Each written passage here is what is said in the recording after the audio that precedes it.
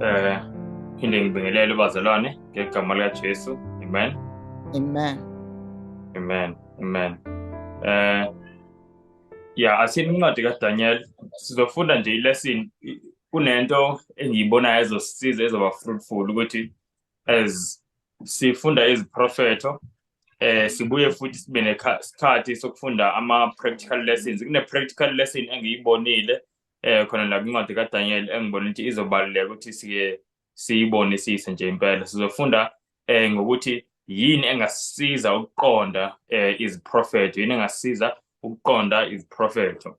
Very practical lesson ebalulekile kakhulu. Asiye kwincwadi kaDaniel chapter 12 verse 10. Oh. Abaningi bayakuzihlanza, bazenze mhlophe, bacingisiswe. Kepha ababi bayakwenza kabi, kodwa akayikuqonda noyedwa omubi. Nokho abahlakaniphileyo bayakuqonda. Amen. Amen. Nabazalwane, into egqamayo kakhulu la kwincwadi kaDaniel noJesu ayigqamisayo mayekhuluma ngencwadi kaDaniel ukubaluleka kokuqonda. Siyayizwa leyo nto. Incwadi kaDaniel isivezela ukubaluleka kokuqonda iziprofeto, and nathi I'm sure as sifunda siye sibe nesifiso sokuqonda noma kube khona lokuthi bakithi okunye angikuqondi. Siyayibona leyo nto. So kubaluleka kokuqonda. NoJesu mawufunda kwincwadi kaMateyu 24 verse 15 la akhuluma khona ngokubaluleka kokufunda incwadi kaDaniel, kunesixwayiso asibekayo lapha ekugcineni. Ufike asikhuthaze ukuthi asifunde le ncwadi and then asho ukuthi ofundayo akaqonde. Siyayibona leyo nto. Uthi manibona incithakalo yomanyala ekhulunywe nguDaniel umprofeti, uthi ofundayo akaqonde. Siyayibona leyo nto. So uthi uJesu kumele siqonde lezinto ezikhulunywe nguDaniel umprofeti. Now uDaniel seyiyasitshela la kwincwadi kaDaniel chapter 12 kuverse 10 ukuthi unhloboni womuntu, umuntu onjani ozoqonda. IBhayibhile lihlanganisa izinto ezimbili. Lithi kuverse 10 kunabantu abazoba purified, kunabantu abazongcweliswa nabazohlanzwa. Siyayibona leyo nto. Ithi kodwa ababi bazoqhubeka nokwenza okubi. Ithi akukho noyedwa kulabo abenza okubi abazoqonda. Siyayizwa leyo nto. Ithi kodwa abahlakaniphile bazoqonda. Yabona manje, instead of ukuthi abahlanzekile, njengoba iqale ivesi ngokuthi abanye abaningi bazohlanzeka, instead of ukuthi abahlanzekile noma aba-purified, ithi manje abahlakaniphile bazothini? Bazoqonda. So laba abahlakaniphile bayilaba futhi abahlanzekile. Siyayizwa lento bazalwane. And yibo uNkulunkulu azobapha ukuqonda.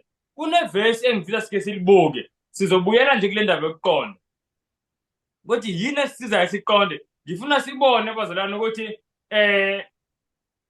ukuhlanzeka noma ukulenza ilizwi noma ukuphila ngalo ilizwi kubalulekile kakhulu masifuna ukuba ne-understanding yelizwi. Siyayizwa leyo nto. Ake siye incwadi kaJohn chapter 7. Omunye umunwe bengicela uhlale khona la kuDaniel chapter 12, ungalahleki kuDaniel chapter 12 ngoba asikasuki kuwona. Ukuthi uNkulunkulu ngikhumbuza linye ivesi likuJohn 7 elikhuluma ngokuhlanzeka nokuqonda. Verse ba. uJohn chapter 7 sesifikile. Yebo. Sibuka verse 17. Verse 17. Uma umuntu ethanda ukwenza intando yakhe, uzakwazi ngemfundiso noma ivela kuNkulunkulu noma ngizikhulumela okwami. Sayizwa lento bazalwane. Uthi uJesu la uma umuntu ethanda ukwenza intando kaNkulunkulu uzokwazi ngemfundiso kaNkulunkulu. Sayizwa leyo nto bazalwane. So mawufuna ukwazi ngemfundiso kumele ube lesifiso sokwenza intando kaNkulunkulu. Na uNkulunkulu ukubona kanjani ukuthi uyafisa yini ukwenza intando yakhe? Ukubona ngokuthi lokho sokuvele ukwazi sewuyakwenza. Siyayizwa leyo nto. Yingakho-ke manje ingilosi lapha ekugcineni encwadi kaDaniel ithi abaningi bazohlanza, bavivinywe, bahlanze, ikhuluma ngokuhlanza, bese isithi kodwa ababi bazoqhubeka nokwenza okubi, akho noyedwa kulaba ababi abazothini, abazokuqonda, kodwa abahlakaniphileyo abazokuqonda, noba yilaba abazama ukuhamba ngokwentando kaNkulunkulu, uNkulunkulu azobapha ukuqonda. So kubalulekile lokhu sikuqonda ukuthi angeke uNkulunkulu angiphe understanding yencwadi kaDaniel eyiprofethi eyijulile uma ngaba nje okunye uNkulunkulu angiphe ukuthi ngikuqonde angikusebenzisi. Uthola ukuthi umyalo olula othi ungaqambi amanga, ngenza isibonelo, ngiyawazi futhi ucacile, awudingi ukuthi lokho uphikoca ubheka o-history, ubheka o-Hebrew, zonke lezi zinto, uclear ukuthi ungaqambi amanga. Seyizwa leyo nto? Ngibe semina lo myalo onjalo ngingawulaleli, ngiphile nje ngamanga nje, kube yinto yami amanga, ngibe sengilindele ukuthi-ke uNkulunkulu lezi ezinye izinto ezijulile uzongipha nazo ukuthi ngiyiqonde kanjani, ngibe lokhu asengiphe kona uNkulunkulu angikusebenzisi kodwa. Seyizwa leyo nto bazalwane? So uNkulunkulu uthi umuntu mayifuna ukwazi ngemfundiso kaNkulunkulu, kumele umuntu naye afise ukuyenza intando kaNkulunkulu. Kubalulekile lokho. Now sibuyeleni kuDaniel chapter 12. Daniel chapter 12. Yebo. Mhlambe athi ngibuye ngikhuleke futhi. Nkosi nothando olumangalisa kakhulu, siyazithoba phambi kwakho ngegama likaYesu Kristu seNazaretha. Siyacela Nkosi yezulu, umoya wakho ingcwele, njengoba sifunda ilizwi lakho elinamandla. Ilizwi lakho Nkosi libukhali inhlangothi ezimbini. Ilizwi lakho elisikayo Nkosi, siyacela namhlanje lisike lenze operation ezinhliziyweni zethu Nkosi, kutshintshe ukuphila kwethu. Please Nkosi yezulu, siyacela Nkosi sidepende kakhulu kunqeba yakho, umusa wakho, ngoba Nkosi asifanelekanga noba siyathetha nawe, ngoba Nkosi ulunge ngendlela emangalisayo, kodwa Nkosi ngenxa yothando lwakho nangokulunga kaYesu Kristu siyasondela kuwe. Please Nkosi, cela usive, usincede kakhulu. Sicela konke in the name of Jesus Christ, amen. Nabazalwane, indaba yokuqonda le serious kakhulu, not only because sifunda incwadi kaDaniel, but kunezinto eziningi ezenzakalayo manje la emhlabeni. Athi umuntu mayibuka abuke ukuthi kona umhlaba uyagoqwa, kodwa uthola ukuthi umuntu akaqondisisi kahle ukuthi lezi zinto zisho ukuthini. Siyayibona leyo nto.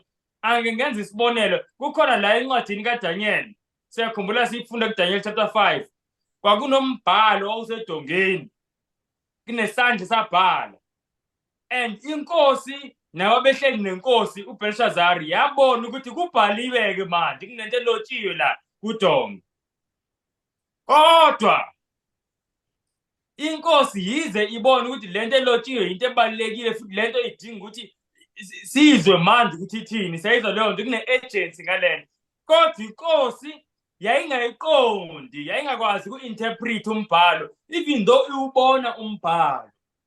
So nanamhlanje emhlabeni baningi abantu abawubonayo umbhalo usenzeka kuma-events. Siyayibona leyo nto, iy'bonakaliso, kunempi eSirayeli, kunempi eRussia, kunobhubhane la, kunokuthi kuney'nto ey'ningi ezenzakalayo, but ukuqonda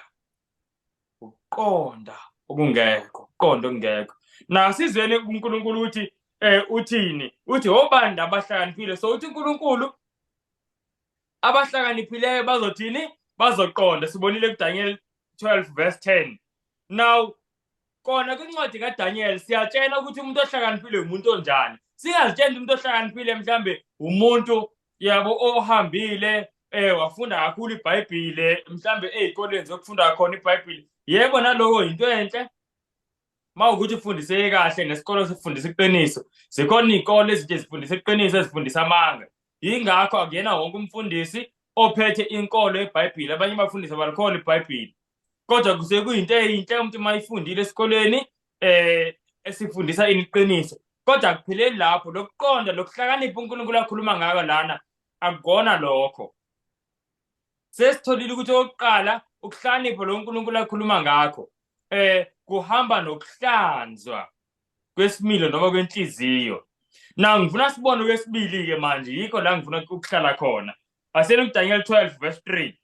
Daniel 12 verse 3. Sizweni baza ngicela nizweni ningitshene impela ukuthi according to this verse umuntu ohlakaniphile umuntu onjani according to lento ekhulunywa ingilosi. Ngoba ingilosi ethi laba abahlakaniphile bona bazoqonda. Na uyasitshela la ukuthi umuntu ohlakaniphile umuntu onjani. Verse 3. Abahlakaniphileyo bakhanya njengokukhazimula kwesibhakabhaka. Nabaphendulela abaningi ekulungeni njengezinkanyezi kuze kube phakade naphakade. Sayezo bazalwane. Now according to leli verse ingilosi ithi abahlakaniphileyo abantu abazobe besenzani abantu abanjani bazalwane. Abazophendulela abaningi ekulungeni. Sayezo lento bazalwane. You know uyazi umhlaba lento ijijile kanje. Abantu ethu ama-stars manje emhlabeni. Abantu abaphendulela abaningi ekwenzeni okubi. Benza abantu benza okubi. Mawubuka ama-stars makuthiwa ubani i-star kuthiwa oBeyonce. Abantu abenza ama-move bonke and labantu mawuthi ukubuka i-influence ye-music yabo, i-influence yempilo yabo ayiphenduleli abantu ekulungeni. Iphendulela abantu ebubini. Seyizwa leyo nto. But umhlaba ubabiza ngani ngama-stars. But masewufunda izwi kaNkulunkulu lithi ama-stars wangempela nanga inkanyezi. Kuthiwa yilabantu abazobe bephendulela abaningi ekulungeni. Sayizwa le nto bazalwane. And kuthiwa futhi yibo abahlakaniphile. Yibo abahlakaniphile. So uNkulunkulu bazalwane, nayi ipoint bengifuna siyibone. uNkulunkulu uzosipha ukuqonda ilizwi lakhe. As ilizwi lakhe silisebenzisa number 1 empilweni zethu ukuthi sihambe ngalo siphile ngalo. But number 2 as silisebenzisa silishare nabanye. The more you share, the more uNkulunkulu azokupha understanding. So as sifunda iprofeti saqala ngoDaniel chapter 1 manje siku11 kusele one more chapter. Into ezosiza ukuthi siqonde ukuzama kancane kancane ukuthi siloke sishare lokho sesivele sesikufundile. Seyibona leyo nto ngoba lithi iBhayibhile abathini abahlakaniphileyo abazoqonda. And then lisitshela ukuthi abanjani abahlakaniphile. Verse 3 kuthi abahlakaniphile yilabo abaphendulela abaningi ekulungeni. Yabona bazalwane iBhayibhile malisho into ngayi1 kodwa lisho ngendlela eclear kanje kumele uqaphele. Kodwa mase liyiphinde kwesibili kumele uqaphelisise kangempela. Ake sibone khona la lento le iphindwa futhi kwesibili. Asine incwadi yeZakha chapter 11. Siza ukuthi umuntu ohlakaniphile umuntu onjani ngokweBhayibhile. iZakha 11. Siyakhumbula incwadi yeZakha bazalwane iningi layo libhalwe uba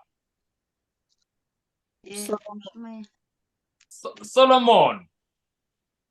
Indoda ehlakaniphe kunabo bonke abantu. Namanje la emhlabeni akekho umuntu ongatholakala uhlakaniphe kunoSolomon. Nongibuza ngazi kanjani. Ingoba ngesikhathi uNkulunkulu emnikeza uSolomon ukuhlakanipha mawufunda incwadi yamakhosi okuqala chapter 3 kusukela verse 7 la icela khona ukuhlakanipha uSolomon. uNkulunkulu yasho ukuthi ibuka ke manje sengenze njengokwelizwi lakho sengikuphe ukuhlakanipha ngendlela yokuthi phambi kwakho akekho otholakalayo onjengawe. Uthi futhi nasemva kwakhe akakuba khona uyokuba njengawe. Seyizwa leyo bazalwane. So uNkulunkulu uthi wayivala ngoSolomon. Akekho umuntu oyihlakaniphe njengoSolomon. But muzwa yena ke isihlakaniphe esikhulu sithi umuntu ohlakaniphile umuntu onjani. Kukhuluma manje isihlakaniphe esikhulu sithi umuntu ohlakaniphile umuntu onjani. Asiyeni bazalwane iZakha 11 verse 30. Verse 30. Isithelo solungileyo singumuthi wokuphila. Nohlakaniphileyo uyazuza imiphefumulo. Sayizwa bazalwane kuthi umuntu ohlakaniphileyo ulo ozuza ini imiphefumulo. Isho kanjalo la kule version ithi and he that wins souls is wise. So again ingilosi isibuyisela kulento ithi masifuna ukuqonda umsebenzi wethu, it is to be soul winners. It is to be soul winners. Ifocus kumele si-focus ekuthini siphendulele abantu ekulungeni bazalwane. Now yile benefit esiyitholayo ngokulunga noma ngokuphendula imphefumulo uNkulunkulu usipha ukuqonda lokho ethulula uNkulunkulu izinto zezulu, lokho ezithulula uNkulunkulu izinto zezulu. But nokunye bazalwane sike sikhulume ngalokhu before, but ngiyathanda mina izinto ukuyiphinda. Singabantu yabona njengoba sihlangene kanje, singabantu siyakhohlwa. uNkulunkulu uyasambulela uthando lwakhe ngendlela emangalisayo. Yabona izolo ngesabatha sifunda ngothando lukaJesu nangempilo kaJesu. Ngiyazi mina njengoba bengifundisa ukuthi labo bengibafundisa bathintekile ngalesa sikhathi sifunda, ngiyababona. Kodwa ngiyazi nokuthi futhi sine weakness, singabantu sine weakness yani yokukhohlwa. Sikhuluma ngesuffering kaJesu, sikhuluma ngesize ezipikile ezazifakwe la esandleni. Yazi bazalwane, hey, ziningi esikhuluma ngazo and into uSathane ashaya ngayo ukukhohlwa. But uNkulunkulu yazi usinikezile iremedy ukuthi yini esingayenza masifuna ukuthi singakhohlwa. Ake sibukeni. Mhlawumbe siqale sibukeni nje isixwayiso sokuthi kumele singakhohlwa. Asiyeni kulona ivesi, sake salifunda leli vesi. Asiyeni kulona again. Over and over again bazalwane. Asiyeni kwabaseKorinte bokuqala. Chapter 15. Sifunda verse 1 no 2. Now so ifunda ngesiZulu ayicaci kakhulu ngesiZulu. So masiqeda ngifunda ngesiZulu ngizoyifunda ngeEnglish siyisithini. So amazing. Verse 1 no 2. Verse 1. Kepha bazalwane, ngiyanikhumbuza ivangeli enganishumayeza lona, nenalamukelayo, nenimi kulo, nenisindiswa ngalo. Nxa nibambelela ezwini enganishumayeza lona, uma kambe ukukholwa kwenu kungabanga yize. Sezona bazalwane, now this is amazing ilona verse elinye elingimangaza kakhulu emavesini la eBhayibhelini. Umpostoli uPaul lana ubhalela ibandla laseKorinte ngisho. Mayebabhalela uthi ngilitshela ngevangeli enganishumayeza lona. Sezona bazalwane, so lento ababhalela yona yinto seyikabatshela yona before.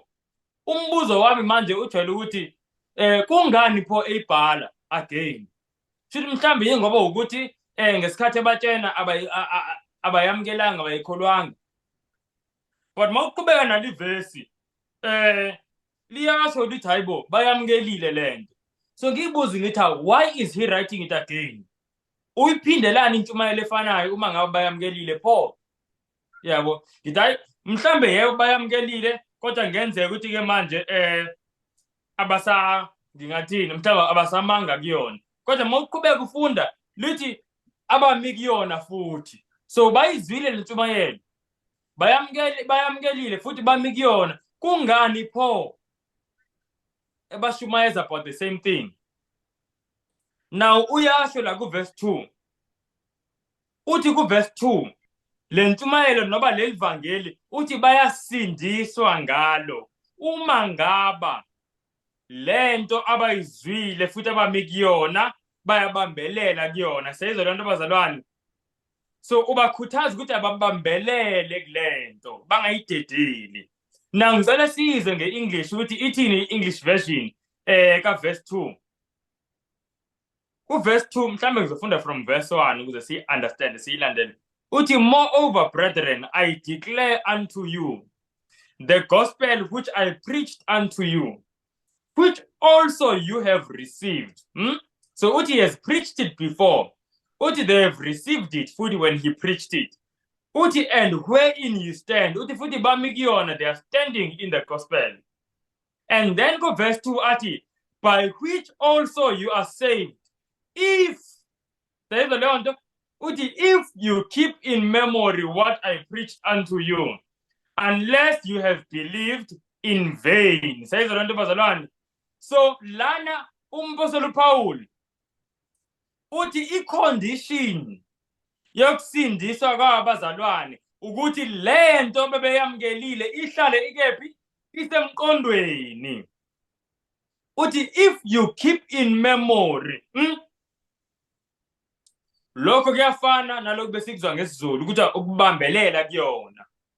Uthi lento abayizulu kumele babambelele kuyona, basibambelela kanjani kuyona? Ngokuthi iloke ikephi isemqondweni. Ingakho umuntu into mayiloke eyicabanga njalo, mhlambe into ebuhlungu engafuni ukuyidlulisa, siye sithi ubambelele kuyona noma uyibambile. Siyayizwa leyo nto.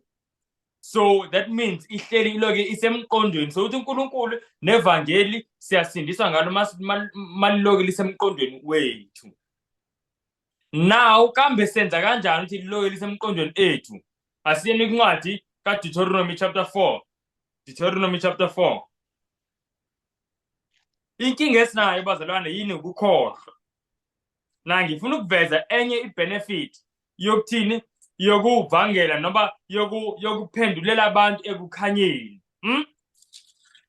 Ukuthi it's not only ukuthi uNkulunkulu uzosipha ukuqonda. Sesitholile kuncwadi kaDaniel ukuthi masiloke siphilela ukuphendulela abantu ekukhanyeni nobe kulungeni, uNkulunkulu naye uloke ethulula kuthina. Uloke ethulula kuthina. Uloke ethulula kuthina. Sayibona leyo nto. uNkulunkulu imbali othululayo ngoba uyabona ukuthi siyadinga, sinesidingo sokuthi siqonde, because kunabantu abadiphende kuthina ukuthi bezwe ilizwi. So uNkulunkulu angeke angasinikeze ngoba uyazi kunabantu vele abatholayo ngathi. Sayizwa leyo nto. So namayomcela uNkulunkulu usuke umcela ngoba nawe usuke ufisa ukupha abanye futhi. So leyo nto uNkulunkulu iyamenza ukuthi aloke ethulula, aloke ethulula. Yingakho iBhayibheli lithi bazalwane, ophendula imphefumulo oyiphendulela ekulungeni unjani? Uhlakaniphile. Now ake sibone another benefit yokutshela abantu ngezwi kaNkulunkulu. Ngithe Deuteronomy chapter 4 asifundeni uverse 9. Kepha xwaya, ugcine kahle umphefumulo wakho. Funa ukhohlwe izinto azibonayo amehlo akho. Zimuke enhliziyweni yakho izinsuku zonke zokuhamba kwakho. Bazise zona abantwana bakho nabantwana babantwana bakho. Amen. Bazalwane. Bazalwane. Uyazi ukuthi lento esiyifundayo singayithatha kancane, ijule kakhulu. Uthi lana uNkulunkulu abaxwayo, ukhuluma namaSirayeli uthi xwayani ningazikhohlwa izinto eniyibonile. Yini ababeyibonile? Labantu babona ulwandle livuleka. Labantu bebona ifu libahola emini. Bebona futhi nefu lomlilo libahola ebusuku. Labantu bayibona njalo ekuseni isinkwa sisuke ezulwini sinetha sihlale phansi badle. Babona imanga eziningi kakhulu bazalwana amaSirayeli, kakhulu.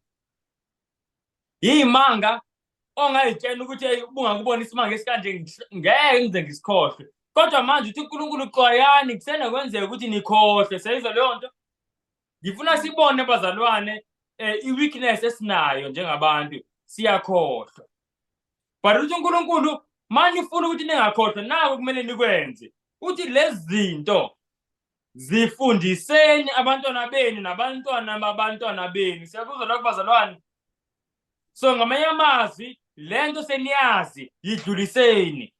Kumele niloke nikhuluma ngayo, niloke nikhuluma ngayo, and the more uloke ukhuluma ngayo, the more iyahlala enhlizweni yakho, ayisuke enhlizweni yakho. The more ukhuluma ngayo, the more iba magnified. Uloke icabanga kaningi because uloke ukhuluma ngayo. And uNkulunkulu uyiveza ngendlela eziningi ezinamandla ngoba uloke ukhuluma ngayo. So kubalekile kakhulu bazalwane ukuhambisa ilizwi likaNkulunkulu. And not ukuhambisa nje ilizwi likaNkulunkulu, ukukhulekela abantu ukuthi baphenduke. And mase ukhulekile uNkulunkulu mayikupha ithuba lokukhuluma nabanye, ube emqondweni wakho kube sekuvele kukhona izwi likaNkulunkulu ozothini ulikhulume nabantu baNkulunkulu. Kubalekile kakhulu. Ake sifundeni ke manje isixwayiso bazalwane. Ake sifundeni isixwayiso ngale ndaba le. Asithi mhlambe asilifundi ilizwi likaNkulunkulu. Angasithi asilifunde, asithi mhlambe asilihambisi, asibatsheni abanye, asiphenduleli abanye ukuthi beze ekukhanyeni. Asithi asiwenzi lo msebenzi. Number 1 uzokwenzeka, sizokhohlwa ngezinto esisizwile. Number 2 kuzokwenzeka, ngeke sibasakwazi ukuqonda okuningi. Sayizwa leyo nto ngoba sitshene kwincwadi kaDaniel chapter 12 verse 10 uthi ukuqonda sikuthola ngokwenzani? Ngokuthi siphendulele abanye ekulungeni. Sikuthola kanjalo ukuqonda. Now kunokunye-ke bazalwane kuyisixwayiso uNkulunkulu akushoyo. Lokhu bazalwane cele sikuzweni. Asene kwincwadi kaJeremiah chapter 23. Asiye kuJeremiah 23. Jeremiah 23 verse 29, sorry. Verse 29. Izwi lami alinjengomlilo yini, usho uJehova, nanjengesando esaphula itshe na? Ngalokho bheka, ngimelene nabaprofeti, usho uJehova, abeba amazwi ami, kube yilona lowo umakhelwane wakhe. Asimeni nani ayibazalwane, ngicela ukunibuza. Umuntu uleba kanjani izwi kaNkulunkulu? Ngoba uthi uNkulunkulu ngimelene nabaprofeti abeba ilizwi lami. Yilowo nalowo kubani? Kumakhelwane wakhe. Umuntu mayileba ilizwi kaNkulunkulu leba kanjani? How do you steal God's word? Mhlawumbe wayengena ntshontsha iBhayibhile kuma emzini wamakhelwane wakhe. Like ngangiyibuza le nto ukuthi ubaleba kanjani inkosi ilizwi? Angenza isibonelo-ke bazalwane. Asithi mina nginomuntu engimthumile, ngiyathatha imali ngimnikeze, ngithi nangu 100 rand. Kulo 100 rand nawe sewungathola into yokudla la endleleni, kodwa ngiyacela ukuthi uze uthathe uyowunikeza le uMakhumalo, ingxenye yawo futhi enye unikeze noManqumalo. Omunye umnikeze 20 rand, omunye 20 rand, nomunye futhi ngizocela ukuthi umnikeze u40 rand, umama uphakathi. Yabo, ngisho nje kanjalo. Now asithi uthathe 100 rand, uthathe lo 20 rand bengithe ungawusebenzisa uthole ukudla, yabo, and then the rest bengikuthumile ukuthi uyinikeze abantu. Uyigodle, siyayizwa leyo nto, ungabanikezi lokhu bekumele ngaba ubanikeza kona. Singathi yini le ihlale kuwena, sothi yini le bazalwane? Akona ukuntshontsha lokho. Ukuntshontsha ngoba angizwa? Yebo, untshontsile. Now bazalwane, the reason angenza lesibonelo is because uNkulunkulu wayikhuluma ngaleyo nto la mayikhuluma nabaprofeti. Mawufunda kahle kahle ku-verse 28 before verse 29, yila sikakhuluma khona athi umuntu uNkulunkulu ompe ilizwi akakhulume ilizwi lakhe ngokwethembeka. Siyayibona leyo nto. But bakhona abantu abengalikhulumi ilizwi kaNkulunkulu ngenxa yezizathu ezithile. Abanye basaba ukuthi mhlawumbe kuyothwani ngabo, ngabanye kuyothwani kanjani. Umuntu avale la phezulu angakhulumi. Na uNkulunkulu mayikunikeze into ukuthi uyinikeze abanye, wena wayigodla. Uthi uNkulunkulu lokho yini? Ukuyintshontsha. Siyayizwa leyo nto bazalwane. Na uthi uNkulunkulu ngimelene nabantu, akamelananga nabaprofeti kuphela. Uthi umelene nabantu abantshontsha ilizwi lakhe. Yilo nalowo kumakhelwane wakhe. Siyayizwa leyo nto bazalwane. uNkulunkulu ngoba phela kwincwadi kaMateyu 28 sakhumbula usithumile uthi hambani nenze izizwe zonke ini abafundi. Siyakhumbula bazalwane? Amen. So umsebenzi wethu sithunyiwe njengoba sinikezwa izwi, awunikezwanga ukuthi ahlala nalo phansi. So mase unikezwe izwi ukuthi ahambe ulitshena abanye, walithatha wahlala nalo phansi. Uthi uNkulunkulu ngimelene nawe, ngimelene nawe. Siyayizwa leyo nto? And nayi ngithinta kakhulu ngaleli verse. Ngicela sibuke isizathu why uNkulunkulu esho ukuthi umelene nathi. Asizweni futhi uverse 29. Kunento ayishoyo ngelizwi lakhe. Kunento ayishoyo ngelizwi lakhe. Uthi into engenza ukuthi ngicasuke kakhulu abantu mabelintshontsha izwi lami bengalitsheni omakhelwane. Yingoba izwi lami linamandla. Asizinto ayishoyo bazalwane verse 29. Lami alinjengomlilo yini, usho Jehova, nanjengesando esaphula itshe na? Asibambeni lapho. Uyamuzwa uNkulunkulu uthini? Uthi ilizwi lami lingumlilo oqothulayo. Uthi ilizwi lami linjengesando esiphula amatshe. Siyayibona leyo nto. So ngamanye amazwi, uma ngabe umakhelwane noma ubani angimnikezi lelizwi, ngikathini? Ngimncisha ithuba lokuthi umlilo usebenze. Ungene umlilo odlayo enhlizweni yakhe, usebenze uqothula isono, uqothula okubi. Siyayizwa leyo nto.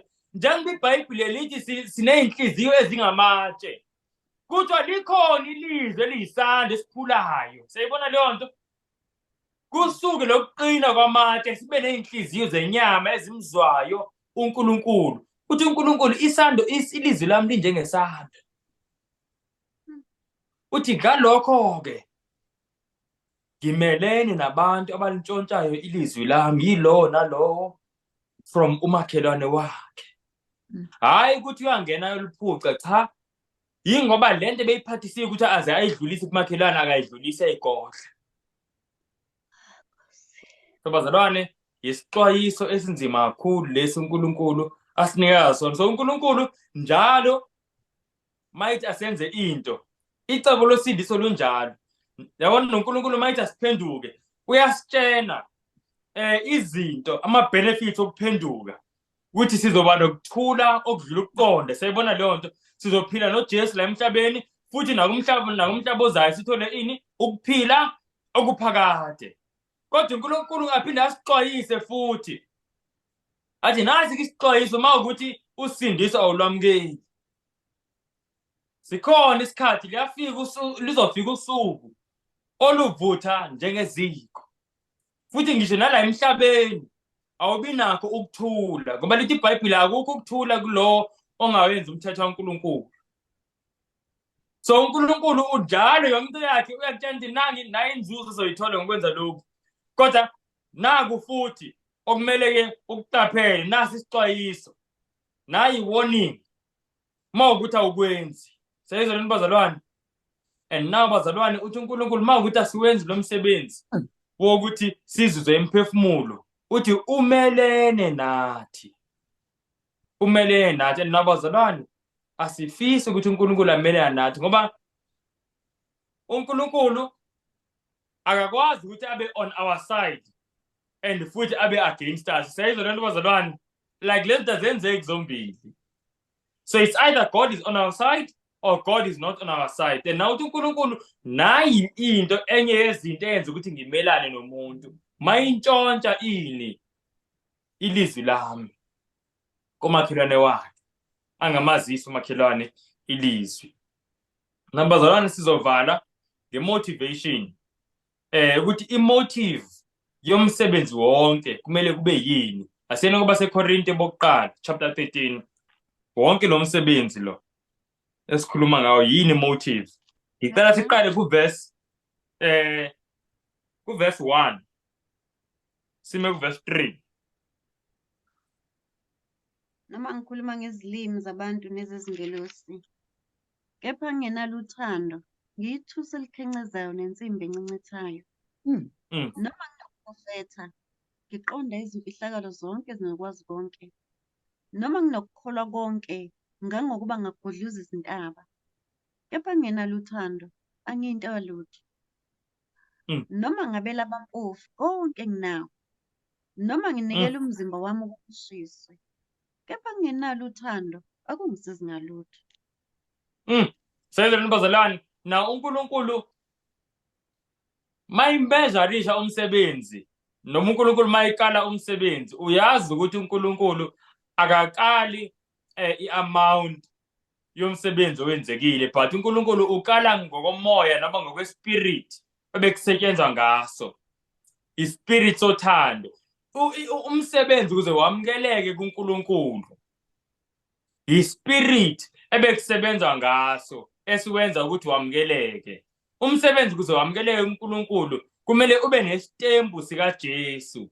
And uNkulunkulu nayo into ayikalayo mayikala umsebenzi. Angengenza isibonelo siyibuke lento.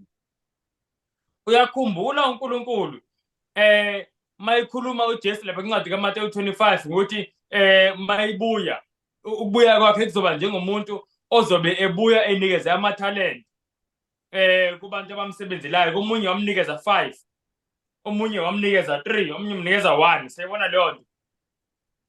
Na into emangalisayo kulo bemnikeze 5, lo obethole 5 uyasebenza kakhulu azuze enye i5 futhi. Sayizwa leyo nto. Na kanjalo nolo bethole 2 or 3 uyathola uzuza okunye futhi omunye u2 or 3. Sayizwa leyo nto. Now na into emangalisayo lo bezuze amathalente amaningi uyanconywa kuthiwa wenze kahle nceku elungile nethembekile. Afike nomunye nozuze 2 or 3 alethe kumaster wakhe kuthiwa wenze kahle nceku elungile nethembekile. Awukho umahluko between indlela abamukelwa ngayo nendlela abanconywa ngayo. Banconywa as if benze the exact same thing. Sayizwa leyo nto. Uma futhi wena ubume eceleni ungabonanga izinto abayilethayo kumaster, ngeke wazi ukuthi lo ulethe 5 lo ulethe 3. Sayizwa leyo nto bazalwane. And isizathu saloko kuJesu into ayibuka kakhulu it's not lo 3 no 5 omlethile, but ukuthi usebenzile yini uphushwa uthando. Sayizwa leyo nto. Lokho ngikusholoni ngoba lo ongasebenzanga mawufunda lapha kwincwadi kaMateyu 25 uya aphendule yena athi mina Nkosi bengisesaba ngoba ngiyakwazi ukuthi uyindoda elikhuni. Sayizwa leyo nto. So uyambona ukuthi lona ebengenalo uthando lomaster wakhe, and naye futhi akasebenzanga ngoba bengaqhutshwanga yini uthando, kanti labanye basebenze ngoba baqhutshwa yini uthando. So uNkulunkulu bazalwane njalo uNkulunkulu mayisipha umsebenzi into ayibhekayo uthando esisebenza ngalo more than i-amount yomsebenzi esiyenzayo. Kuyazwakala bazalwane, ibalulekile kakhulu lento siyibuke. Uyamuzwa umpostoli uPaul uthini? Uthi noba sekuthiwa ngikwazi ukukhuluma kamnandi kanjani, uyazi ukuthi kunabantu abakhuluma kamnandi. Nithi futhi manilaleli nithi wazi wakhuluma usibanibani, kodwa ukhona obona enhliziyweni phakathi ukuthi lo muntu njengoba ekhuluma yini emqhubayo. Ingaba ukhulumela udumo lwakhe noba ukhuluma ngoba ethanda uJesu umsindisi, ethanda nemiphefumulo. Sayizwa leyo nto bazalwane. Yingakho bazalwane, yabona ezulwini bazalwane sizoshaya. Bengikhuluma nomunye izolo la enkonzweni, sikhuluma nje sixoxa. Kuyabandayo la sikhona.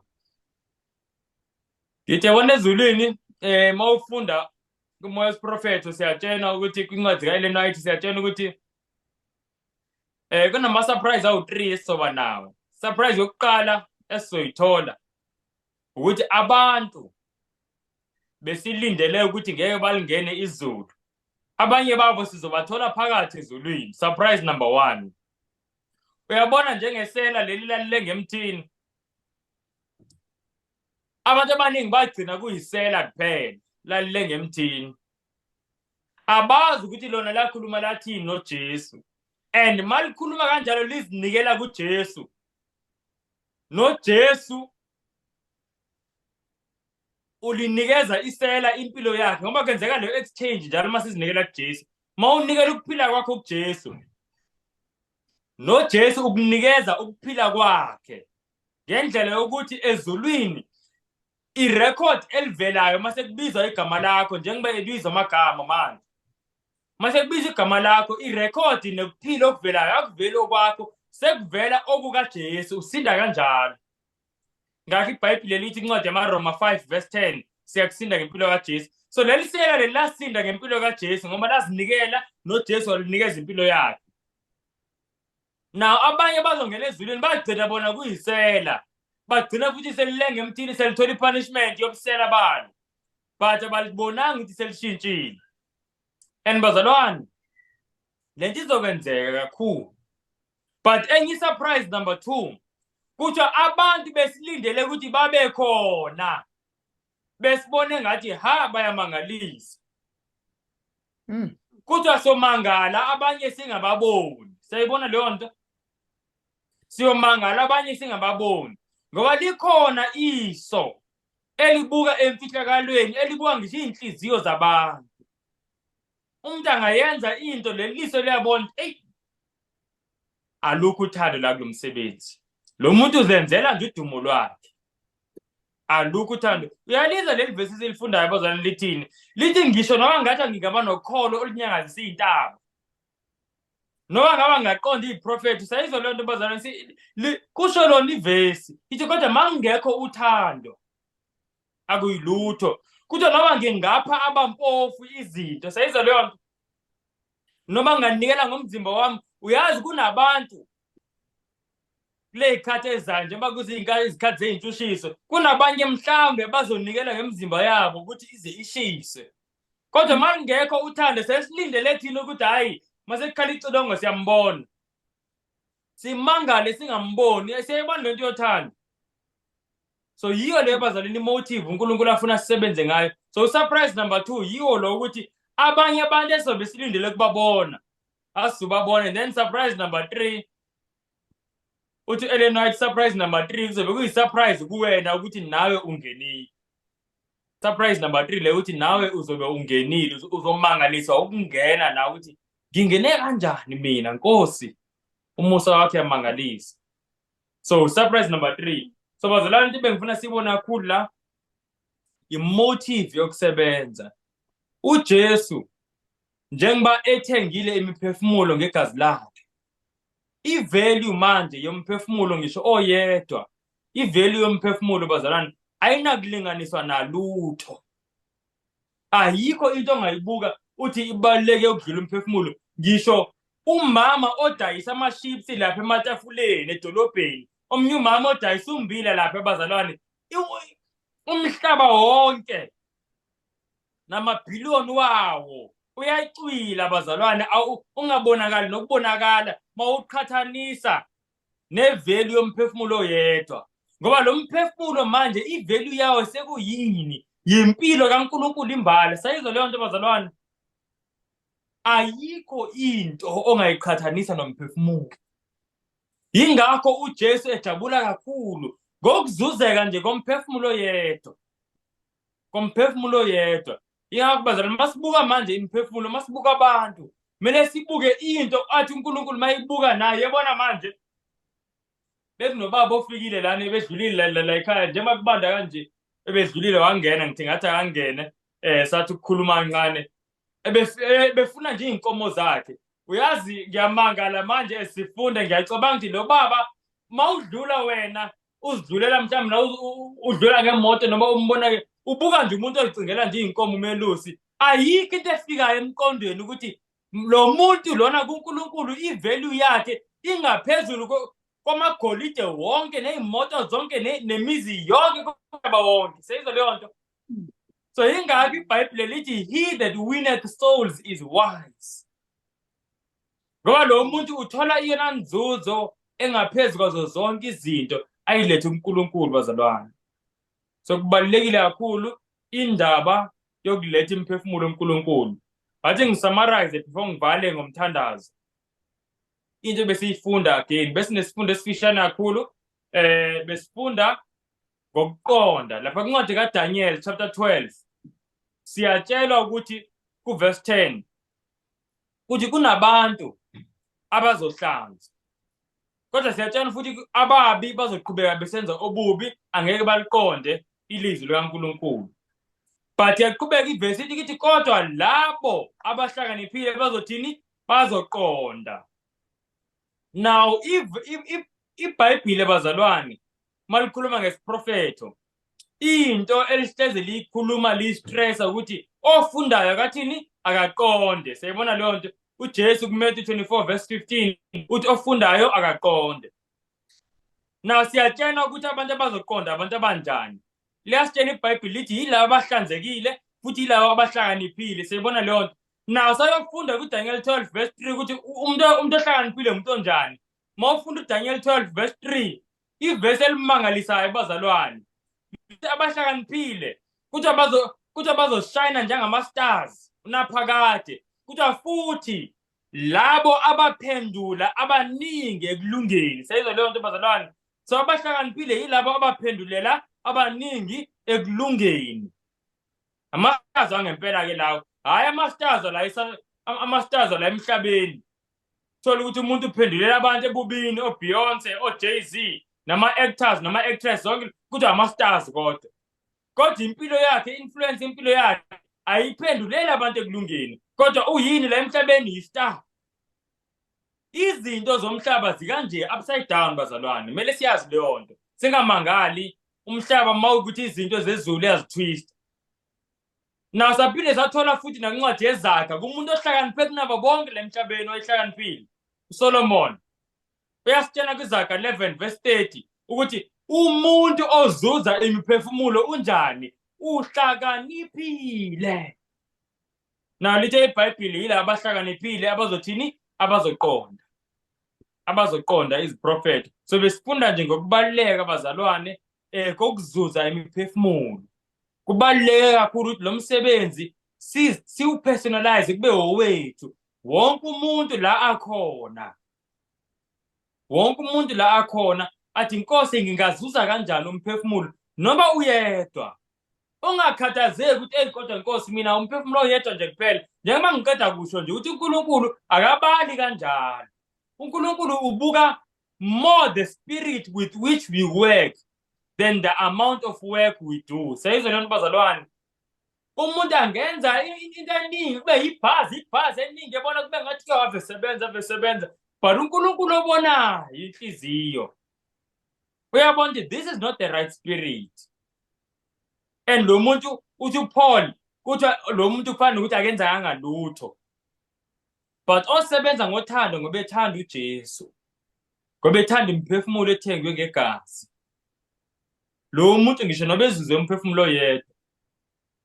Kuthiwa well done thou good and faithful servant.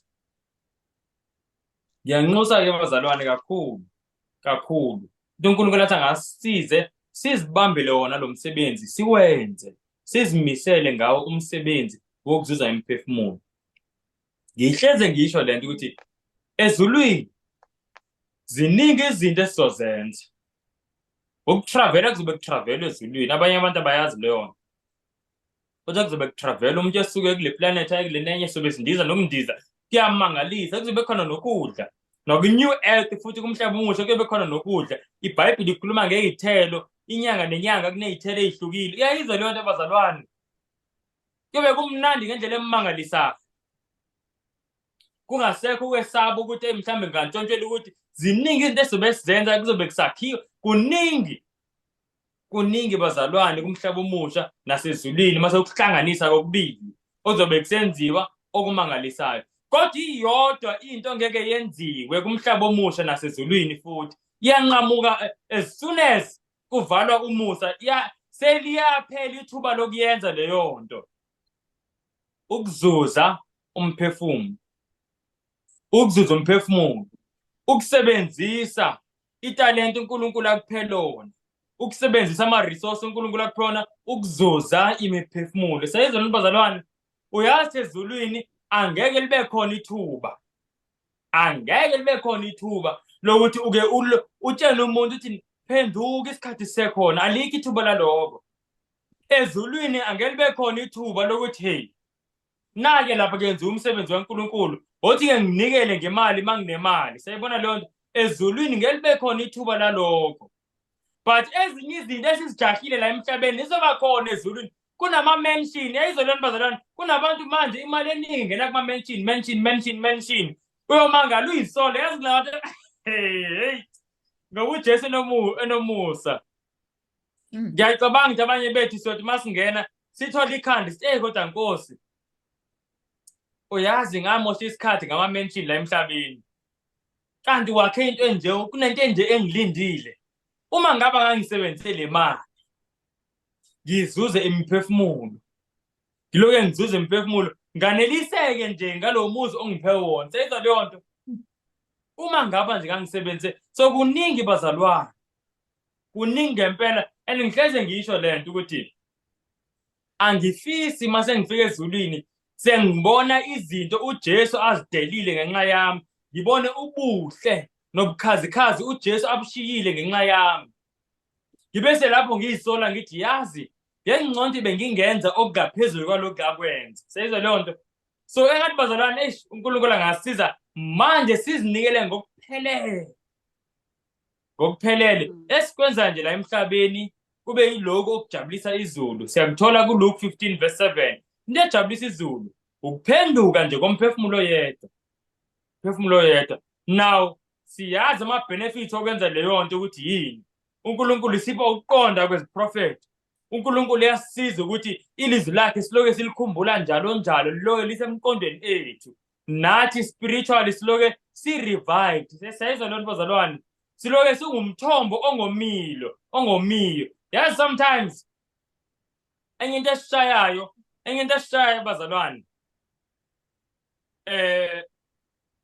ebuKristini bethu sibone ngathi ijeni yethu ngokunye kuhamba ngathi kuyoma komile. Yingoba esikhathini esiningi siye silindele kuphela ukufunda noba ukufundiswa. So siyayifundela amabhayibheli emakhaya, sihambe enkonzweni siyofundiswa kuphele kanjalo. And leyo nto bazalwane ngempela ngiqamba amanga, that will lead to a very, very dry experience. Yabo, kuzokoma okwangempela. But uma ufuna kwenzeke lento uJesu ayithembisile kwincwadi kaJohn chapter 7, ukuba umthombo ongomiyo, wena impela wena ube umthombo ongomiyo, kumele usebenzele ukuzuza imiphefumulo. Because the more uzuza uNkulunkulu uyathulula, uyathela nakwena. The more uzuza uNkulunkulu uyathela nakwena. The more uzuza uNkulunkulu uyathela, and akupheli bazalwane, akupheli. Sengathi uNkulunkulu ngempela angasisiza sizimisele ngalo msebenzi. Sizimisele kakhulu bazalwane. Simcele nje uNkulunkulu, and it's so easy to start. Uqala nje ukuthi ukhuleke. Inkosi, cele ungibonise umphefumulo yethu. Cele ungilethele umphefumulo yethu. Ukhuleke. And uNkulunkulu uzoloke akuholele la ekuthini uzogcina ube nabantu nokube nomuntu ozomfundisa. You know, ngihleze ngishare le experience khona isifundo bengisenza recently, ngayishare le experience ngesikhathi ngisasebenza. Ngisafika emsebenzini ngisemusha okudala-ke some years back, ngisaqala. Ngase ngivele ngithanda ukufundisa ngezwi kaNkulunkulu, but manje ngididekile emsebenzini ngizoyenza kanjani lento ngoba phela emsebenzini kuyasetshenzwa. But ngiloyo ngihamba ngiphethe iBhayibheli, and manje ngithanda izinto ey'nkosi, I don't know ukuthi ngizoyenza kanjani. And yabona, the more ngingenalo ithuba lokushare izwi kaNkulunkulu, ngifile ngathi nje kuyoma nje la ngaphakathi, ngoba I mean like almost the whole day ngisemsebenzini, ngiyangena ngo-7 ngiyophuma around abo-4. So and yabona sengiphuma sengiyekhaya and there's not much, yabo. So ngiyangishumayela ngamasabatha, ngo-Sundays ngenza lo ma-Bible study door to door, but the most of the time ngisemsebenzini. So ngifila ngathi ku-dry nje mangenzi lutho emsebenzini. And uma ngaba kabe nomuntu engikhulume naye, yazi inhliziyo yami kube mnandi makhona umuntu engikhulume naye ngezwi kaNkulunkulu. But I was just praying for more. Uyazi bazalwane, uNkulunkulu into ayenza, I'm just giving a testimony ngepower yeprayer ngempela. Uma umcela uNkulunkulu into ayenza wenza ngelinye ilanga, and this is now 1 year later. Sengihlale in-entire year emsebenzini nje ngingenamuntu ngempela engazi ngithi ngiyamfundisa isizwe kaNkulunkulu. Koba khona abangibizayo abanye omama, nabanye osisi abancane, bakhona nayo abancane, nabakhona nabathe ukukhula. But hayi sinomkhuleko la njalo ngabo-Wednesday. Bangibonisa le ndawo ukukhuleka kuyona. Besicela kulo Wednesday usifundele nje izwi elithile. And then ungakhululeka ke emva kwalokho. Ngathi okay, umkhuleko wangu-Wednesday, hayi so-ke siyobona. Mangifika bahlangene baningi bazalwane, and kwakukhona mhlawumbe umuntu owumfana nje oyedwa kuphela kodwa abaningi nje ngosisi.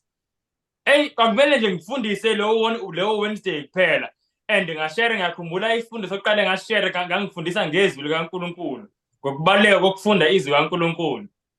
And yazi bazalwane, sashare indlela omnandi ngayo. Bacela after that bathi angize the next Wednesday, until kwaphela iminyaka ngize ngayeka ukusebenza.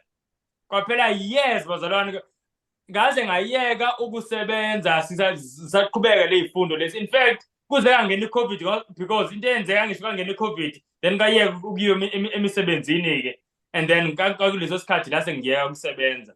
So siyabona ukuthi uNkulunkulu into ayenza, even though mina ngangingazi ukuthi abantu ngiba-approach kanjani, because I didn't know ukuthi ngizoqala kanjani, ngangingazi nokuthi kune-prayer, but uNkulunkulu wenza bona bangi-approach because bayabona ngihlezi ngiphethe iBhayibheli. And then after that approach kwaphela konke ke bazalwane. Uyazi ukuthi indlela abantu babegcwala ngayo kulezo zifundo, ngikhumbula omunye oyisiphethe nje ngaze ngithi umanager kamanager wami, wayezekhuluma ukuthi lo mfana manje la emsebenzini seyizoqala isonto la emsebenzini, sengathi kune-complaint ekhona. Uyazi into bazalwane, into zikaNkulunkulu njalo kuhleli kuba khona impi, kodwa nje uNkulunkulu wayibamba nje, saqhubeka njengangisho ukuthi kwaze kafika isikhathi sika-COVID 2020. Can you imagine? Konke kuqala kuphi? Emkhulekweni. Ngilo ngicela ngithi Nkosi, ngiyacela nje kathi ngaba khona umuntu noba ngumuntu oyedwa, and uNkulunkulu ngoba mase iphendula bazalwane lithi izwi wenza lokho okungaphezulu kunalokho sikucelayo. Yini owayenza uNkulunkulu? Waletha not only umuntu but abantu. Safunda kwabamnandi, and namhlanje bazalwane baningi abantu abalizwa ilizwi from lawa mastadi. Abanye baze babhabhadise, omunye wazabhabhadisa. Siyayibona leyo nto bazalwane. So umkhuleko nje kuphela. Nkosi ngiyacela umuntu oyedwa. So ayikho nzima lento, abantu bayenza ngathi into enzima into yokuvangela. Cela kuNkulunkulu day after day. Sifundile ngokubaluleka kokufundela izwi lakho. Safunda izwi kuJeremiah chapter 23 kuverse 29 no 30. So safunda ukuthi uNkulunkulu uthi umelene nathi masintshontsha izwi lakhe. Seyizwa leyo nto. So Nkosi ngiyacela ungisize ngingalintshontsha izwi lakho, kodwa angazi ngibaqale kanjani labantu ngithini. uNkulunkulu the more umcela uzokubonisa. Siyibona yini bazalwane? Ake sivaleni ngomkhuleko engathi uNkulunkulu angasiza ngempela bazalwane. Isikhathi siyaphela, uJesu uyabuya. uJesu akafisi nokuthi kulahle kumuntu oyedwa. Abantu bathengiwe ngegazi. Njengoba ngisho ukuthi i-value yomuntu oyedwa bazalwane is worth more than zonke lezi zinto zala emhlabeni sizibona masiyibuka sithi lezi zinto lezi, uyabona nje izona zinto abantu abayiphelelayo. Ubaba ehamba le entabeni ecinga izintaba, uthi uNkulunkulu ma ecinga izinkomo, uthi uNkulunkulu ma embuka abone i-value emangalisayo. Le nto yangithinta kakhulu. Ake sikhulekeni ngabazalwane, ngizovala umkhuleko. Nkosi enothando olumangalisayo kakhulu, siyeza kuwe ngegama likaYesu Kristu waseNazaretha. Siyakubulela Nkosi ngale ncwadi kaDaniel ephethe ngosimfihlakalo zodwa. Nangoku Nkosi siyathola ukuthi imfihlakalo yokuqonda ilizwi lakho nokuqonda iziprofeto, njengoba Nkosi kwenzeka okuninzi ngelixesha ngosemhlabeni, kunezimpi ezininzi. Siyabona umbhalo ubhaliwe oludongeni, kodwa Nkosi into esiyidingayo ukuqonda. Ndiyacela Nkosi yezulu sincede ke ngoku senze lo msebenzi othe masiwenze masifuna ukuqonda Nkosi ilizwi lakho, umsebenzi wokuphendula abantu Nkosi, sibazise ekukhanyeni, sibazise eqinisweni, sibazise kuwe. Baninzi Nkosi abantu abanye abalahlekile, kuninzi Nkosi nathi singakwenza ngakho konke osinike kona. Cela usincede Nkosi senze konke apho sikhona, singalindi Nkosi ukuthi sizoya endaweni ethile, senze what we can do where we are. Please Heavenly Father, really help us. Siyakuthanda kakhulu, sicela konke ngegama elinamandla likaYesu Kristu waseNazaretha. Amen. As for me, I will behold thy face in righteousness. I shall be satisfied.